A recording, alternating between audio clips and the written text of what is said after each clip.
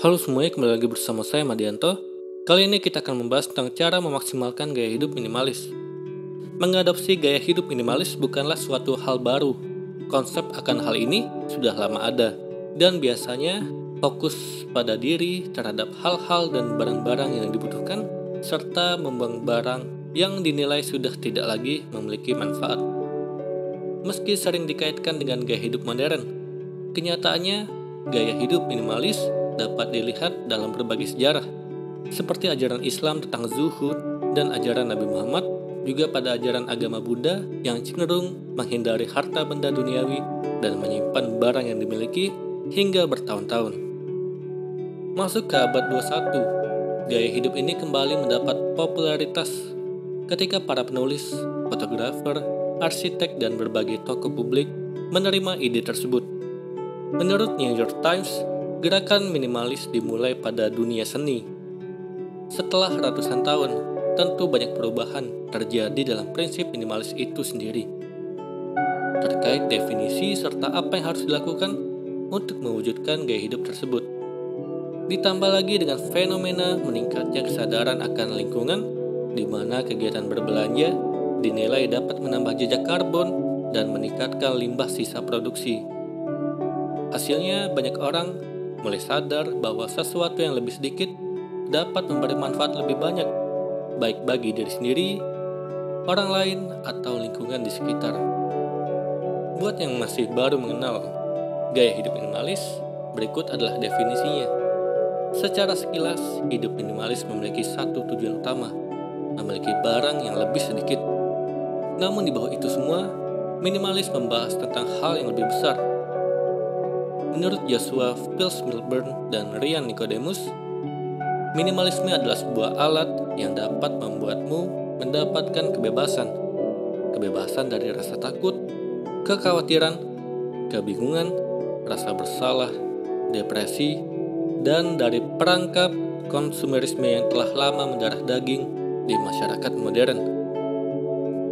Menjadi seorang yang hidup dengan minimalis berarti kamu memilih untuk hidup dengan jumlah kepemilikan yang sedikit, namun dengan nilai yang lebih tinggi. Permasalahan yang sering ditemukan sekarang adalah kebanyakan orang memiliki kecenderungan untuk menilai suatu benda lebih tinggi dari semestinya. Biasanya hal ini dilakukan secara tidak sadar. Minimalisme memungkinkan dirimu untuk membuat keputusan secara sadar dan disengaja, sehingga kamu benar-benar tahu bahwa benda yang kamu pilih untuk kamu simpan benar-benar penting keberadaannya di hidupmu. Lalu apa keuntungan yang didapat dari minimalisme? Seperti yang telah disebutkan tadi, hidup sebagai seorang minimalis artinya kamu mendapat suatu kebebasan dan kendali akan apa yang kita miliki dalam hidup. Secara garis besar, terdapat dua keuntungan utama dalam mengadopsi gaya hidup ini: menghemat waktu dan menghemat uang. Semakin sedikit barang yang menumpuk di hidup kita, semakin berkurang waktu yang diperlukan setiap harinya untuk membersihkan dan merapikan barang-barang tersebut. Minimalisme membuat kita lebih fokus dalam hal-hal yang kita prioritaskan, mengalokasikan waktu terhadap hal yang dapat meningkatkan produktivitas diri. Selain itu, menurut sebuah penelitian oleh Darby Sackville dan Rena Rapeti di tahun 2009, memiliki barang yang lebih banyak dapat meningkatkan kortisol atau hormon yang memicu stres dalam diri seseorang. Maka dari itu, membebaskan rumah dari barang tidak terpakai dapat membantu membebaskan pikiran. Gaya hidup minimalis juga memiliki dampak positif dalam keuangan seseorang. Ketika seseorang memutuskan untuk menjadi minimalis, biasanya mereka akan lebih sadar dan cenderung mengurangi aktivitas belanjanya. Mereka akan mengadopsi pola pikir, yang saya inginkan belum tentu apa yang saya butuhkan secara tidak langsung.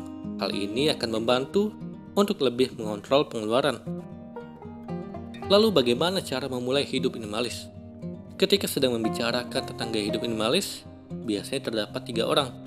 Yang pertama, orang yang berada di posisi denial atau menolak, merasa semua hal yang ia miliki penting dan bermakna. Kedua, orang yang langsung semangat dan merubah hidupnya 180 derajat. Ketiga, orang yang masih ragu harus memulai dari mana? Untuk orang pertama, biasanya mereka akan mulai tertarik mengikuti gaya hidup ini ketika melihat orang kedua dan ketiga bahagia dengan hidup minimalis. Sayangnya, apa yang dilakukan oleh orang kedua kemungkinan besar tidak dapat bertahan dalam jangka panjang. Hal ini dikarenakan meski semangat mereka bagus, melakukan sesuatu dengan ekstrim dan gegabah dapat mengindikasikan bahwa apa yang dilakukan terjadi tanpa pikir panjang. Untuk orang ketiga yang masih ragu harus mulai dari mana, mereka hanya butuh arahan yang tepat. Memulai hidup minimalis atau memulai apapun di dunia ini yang rencananya ingin kamu pertahankan untuk jangka panjang, sebisa mungkin sebaiknya kamu lakukan secara bertahap. Hal ini melihat apa yang cocok dan tidak cocok dengan hidup kita. Karena itu ada beberapa hal yang harus kamu lakukan ketika ingin mengadopsi hidup minimalis. Yang pertama, tulis apa yang biasanya membuatmu tertekan. Hal ini memungkinkan dirimu untuk mengetahui hal apa saja yang harus kamu lepaskan dalam diri. Kamu juga bisa melakukannya dengan pengeluaranmu. Mungkin kamu akan terkejut sebanyak apa pembelian yang sebenarnya tidak begitu penting untuk dilakukan. Kedua, tentukan sebuah zona bebas barang. Kamu bisa memulai dengan tidak menumpuk barang di meja makan atau meja tidur di sebelah kasurmu. Setelah terbiasa, kamu bisa mulai memperluas area ini.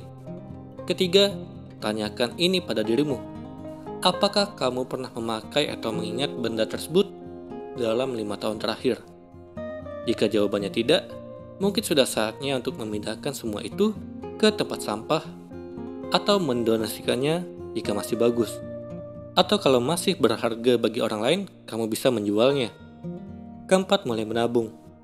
Dengan memaksa diri untuk menyimpan sebagian dari pendapatanmu, secara tidak sadar, kamu pun akan mengurangi pengeluaran yang tidak penting. Dan yang kelima, masukkan barang yang kamu miliki ke dalam kategori tertentu dengan jujur. Misalkan, kamu bisa menetapkan beberapa kategori barang yang ingin kamu simpan. Keperluan makan, rumah tangga, kesehatan, keluarga, dan pakaian. Setelah itu, mulai masukkan barang-barang yang ada di rumahmu berdasarkan dan hanya berdasarkan kategori tersebut. Jika kamu menemukan barang yang tidak termasuk kategori manapun, kamu tahu apa yang harus dilakukan. Itulah tadi cara memaksimalkan gaya hidup minimalis. Semoga ini bermanfaat. Sekian dan terima kasih.